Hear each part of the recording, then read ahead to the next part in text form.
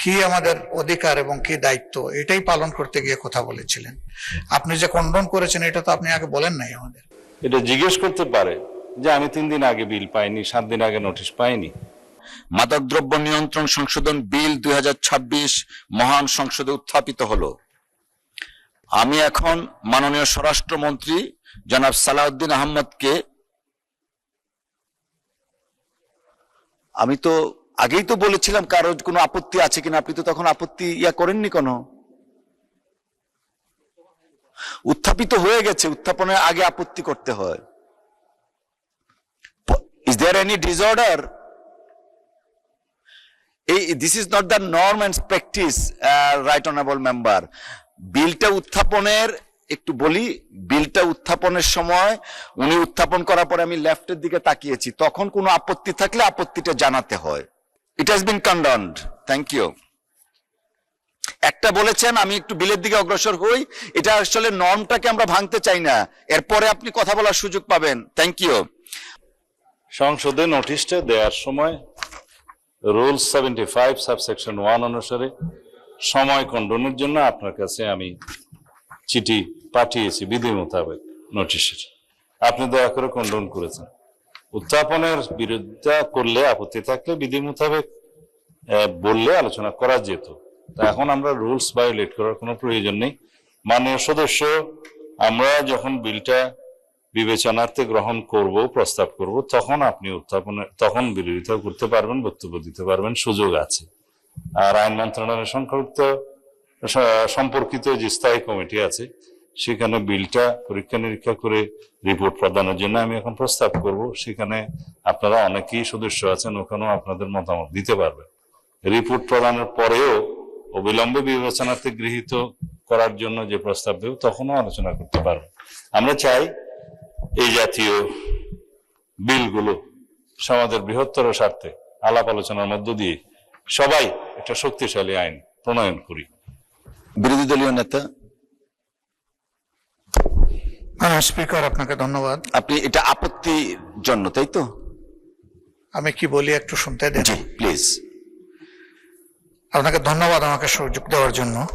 আগের বিলটায় যিনি কথা তুলেছিলেন তিনি জাস্ট একজন সংসদ সদস্য হিসেবে আমরা আমাদের দায়িত্ব পালনের সুবিধার্থে কি আমাদের অধিকার এবং কি দায়িত্ব এটাই পালন করতে গিয়ে কথা বলেছিলেন। আপনি যে কন্ডন করেছেন এটা তো আপনি আগে বলেন নাই আমাদেরকে।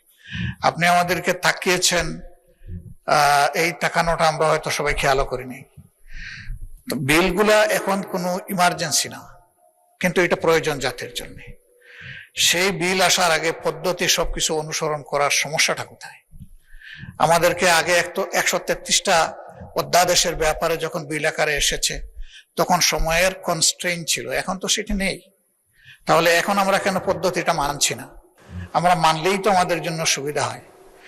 যেহেতু আমরা আইনের ছাত্র নই, কাজেই বিল আগে কি ছিল আইনে, এখন কি আসতেছে, এই দুইটা টেবিল যদি পাশাপাশি আমাদেরকে সরবরাহ করা হয় আমরা বুঝতে পারি সহজভাবে। এখানে আছে, কিন্তু যেভাবে আছে ওইভাবে ক্লিয়ার না। আমার অনুরোধ, বিধিতে যেভাবে আছে সেটা ফলো করে যদি আগানো হয় তাহলে আমরা উপকৃত হব, জাতি উপকৃত হবে, একটা সুন্দর আইন আমাদের সম্মিলিত প্রয়াসে তৈরি করা সম্ভব হবে। ধন্যবাদ মাননীয় স্পিকার। মাননীয় বিরোধী দলীয় নেতা, আপনাকে ধন্যবাদ। মাননীয় স্বরাষ্ট্রমন্ত্রী। আপনাকে ধন্যবাদ। প্রথা হচ্ছে আইনটা যখন অবিলম্বে বিবেচনার্থে গৃহীত হওয়ার জন্য প্রস্তাব করবেন, তখন যে কোনো সদস্য এটা জিজ্ঞেস করতে পারে যে আমি 3 দিন আগে বিল পাইনি, 7 দিন আগে নোটিশ পাইনি। কিন্তু উত্থাপনের বিষয়টা এরকম যে আজকে তো এটা পাস হচ্ছে না, উত্থাপিত হচ্ছে, প্রপার্টি অফ দ্য হাউস হবে। ওনাদের কাছে যে বিলের কপিটা দেওয়া হয়েছে সেই বিলের কপির সাথে কম্পারেটিভ স্টেটমেন্টটা চাইতেই পারেন, খুবই বৈধ। কিন্তু কম্পারেটিভ স্টেটমেন্ট আমরা এখনই দেই নাই, এটা রেডি আছে। এই জন্যই দেই নাই যে কমিটিতে যখন পরীক্ষা নিরীক্ষা করে ওখানে সুপারিশ করা হবে, কোনো ভুল ত্রুটি বা কোনো সাজেশন থানারা দিবেন, দেওয়ার পরে সেই কম্পারেটিভ স্টেটমেন্টটা আবার সংশোধন করতে হবে। তো সেই জন্য অবিলম্বে বিবেচনার্থে গৃহীত হওয়ার আগে আমরা আবার বিল, কম্পারেটিভ স্টেটমেন্ট অ্যান্ড ওল্ড ল যেটা আছে এখন এক্সিস্টিং, তিনোটা আমরা একসাথে ফার্নিশ করব। আর টাইম কন্ডনের বিষয়টা মাননীয় স্পিকার সবসময় আপনার চেয়ার থেকে যে আগে ঘোষণা করতে হবে এরকম দেখি নাই। যখন সরকার পক্ষ থেকে কোনো বিল নিয়ে আসা হয় তখন এটার একটা রুলসেই আপনাকে দেয়া আছে যে আমরা নোটিশ দিলে আপনি তখন করবেন কি করবেন না। বেসরকারি সদস্যদের বিলের ক্ষেত্রে বলা আছে অবশ্যই 15 দিন আগে নোটিশটা দিতে হবে, সেটা বাধ্যবাধকতা এখানে নাই। ধন্যবাদ মাননীয় স্পিকার।